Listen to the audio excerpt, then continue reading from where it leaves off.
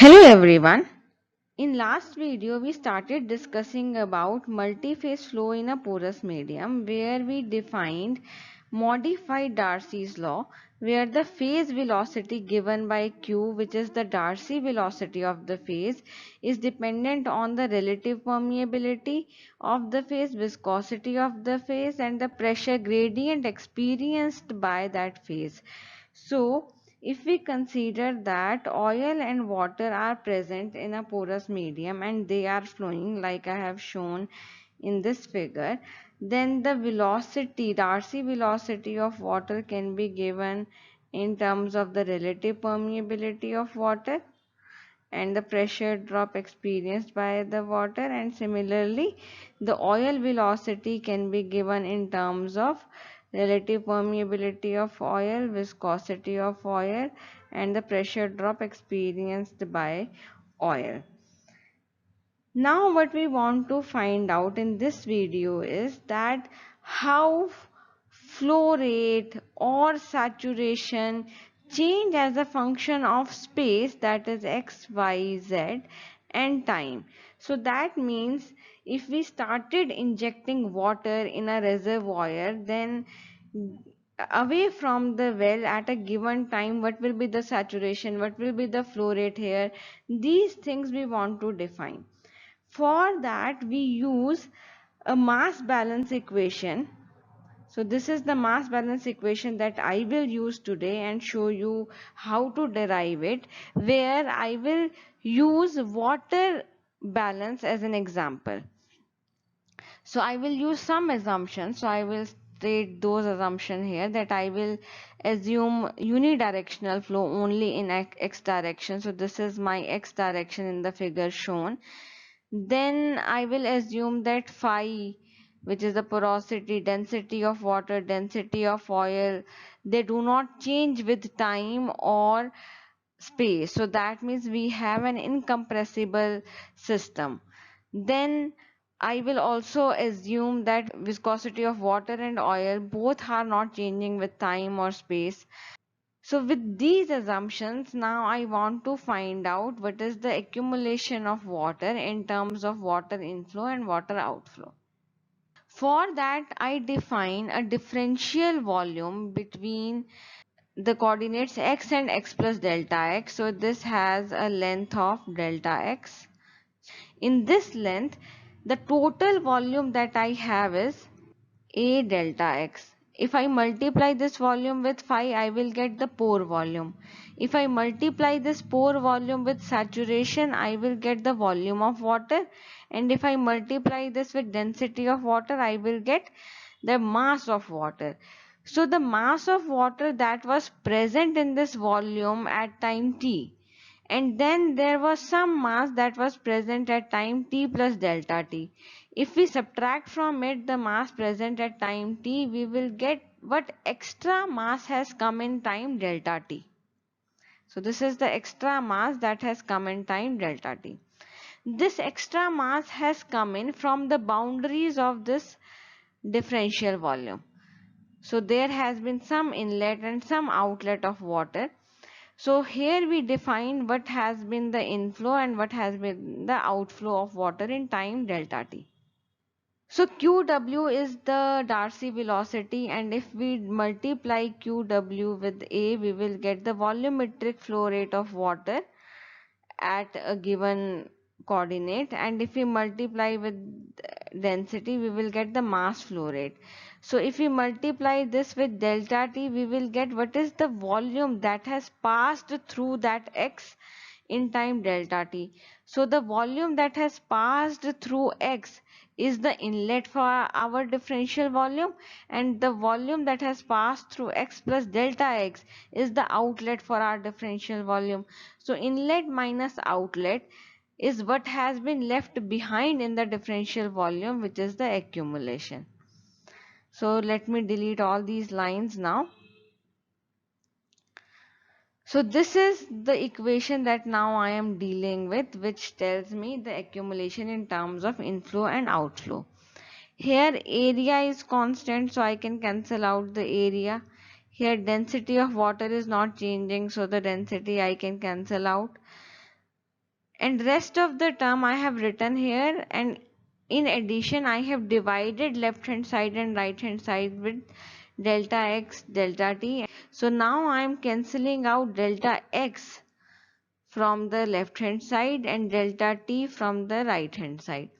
So now on the left hand side, so I am writing here LHS.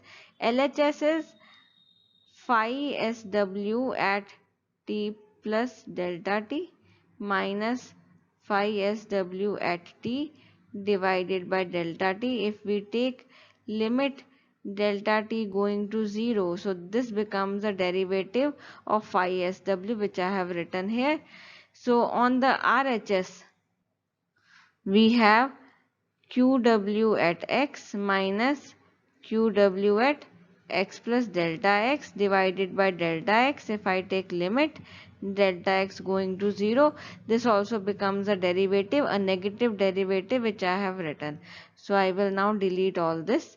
So this is the mathematical manipulation that I have used to find an equation, the differential equation, and this can be written in terms of phi del SW by del T plus del QW by del X is equal to 0, because phi comes out from the derivative, because phi is constant because of incompressible system. So this is the mass balance equation, and you can see that it is dependent on both the saturation and flow rate.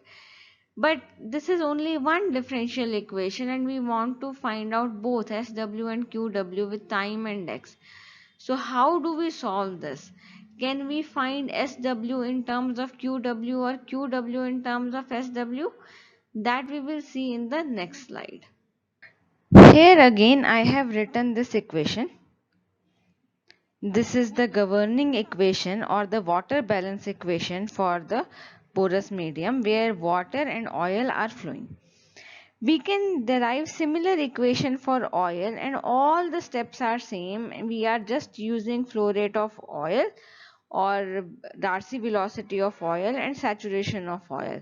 So all other things remain the same. We can also add these equations, which will give us this equation A, where we have a derivative of SW plus SO, but we know that SO plus SW is equal to 1 because sum of the saturations of all the fluids that are present in a porous medium is 1. So this becomes 0. So now what we are left with, this is, if we open it up, this is del by del x of QO plus QW, because we have added equation 1 and equation 2, and QO plus QW sum is Q total. So what does this mean? This means that QO plus QW, which is equal to QT, is not changing with x. So that means we can take any x. So any x here in this porous medium, the QT remains the same. So as we discussed, we generally don't inject oil, we only inject water, and QO dash and QW dash are coming out because injection and production are generally different. So in this case, if we take x is equal to 0, at x is equal to 0, QT is equal to QW, and at x is equal to L, the total flow rate is QO dash plus QW dash. This also is equal to QT, and anywhere in between the total flow rate does not change. And not only this equation which gives us that del QT by del X is equal to 0 gives this, but also we know that rho W and rho O are constant because we are considering an incompressible system. So in that case, the total flow rate cannot change with space. So that is why we are getting that del QT by del X is equal to 0 in this equation. Now, as we discussed in the last slide, that what we want to do is we want to find out this equation in terms of either QW or SW. QW we know is Darcy velocity of water, and Darcy velocity of water can be written in terms of permeability, viscosity, pressure gradient, and gravity. So I am using modified Darcy's law, and I am also taking into consideration the gravity. And similarly, QO can also be written in terms of modified Darcy's law. Now, in a horizontal system, in a horizontal porous medium, these terms can be neglected. Now, when these terms can be neglected, and there is one more assumption that we are making here, that your PW is equal to PO, that means your PC is equal to 0. So there is no capillary pressure. In that case, on both sides of interface, we assume that pressure is same. So this is possible when we are injecting something and capillary pressure becomes negligible. It will never be 0, but it can become negligible. So if we assume negligible capillary pressure, in that case our QW and QO become like this. So in this case we now have an equation for QW which we now can use. And we can substitute that equation in equation 1.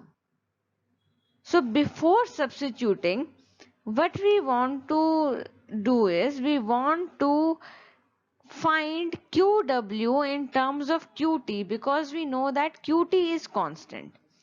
If QT is constant, then QW can be written in terms of FW multiplied by QT, where FW is QW by QT or QW by QW plus QO.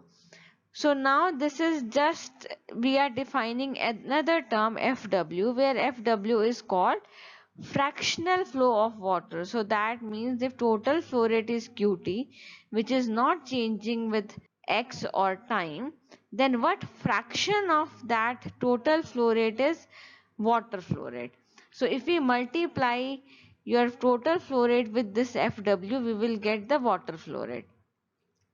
So instead of writing this equation 1 in terms of QW, we write it in terms of FW here. So now we know that FW is QW by QT or QW by QW plus QO. We write these equation alpha and beta here in place of QW and QO. So in that we see that the permeability cancels out and pressure gradient cancels out because they are same. And the only thing that is left now for us is the relative permeability and the viscosity, which is called the mobility. So FW is written in this term. And here you can see that mu W and mu O is the property of oil and water, and they are independent of saturation. And KRO and KRW are dependent on saturation, that we have done in the last video. And the only thing that now FW is dependent on other than constants mu O and mu W is KRO and KRW, which change with saturation of water. So that means this QW also we could write in terms of FW multiplied by constant QT, and FW is a function of SW. So we can say that FW is a function of SW. So if that is the case, this equation 1 can be written in terms of SW. So this function is only in SW. Using this equation now we will be able to find out how SW changes with time and X. So in next video, before we go on to solving this, I will do some algebraic manipulations of this equation to account for capillary pressure and gravity, and then see what equation do we get instead of this simple equation, which is equation 3. So I will highlight the final equation in blue. This is the equation and this is the equation that we get, and this is the FW equation that we get. And instead, if we consider gravity and capillary pressure, then what would happen, that we will discuss in the next video. Thank you.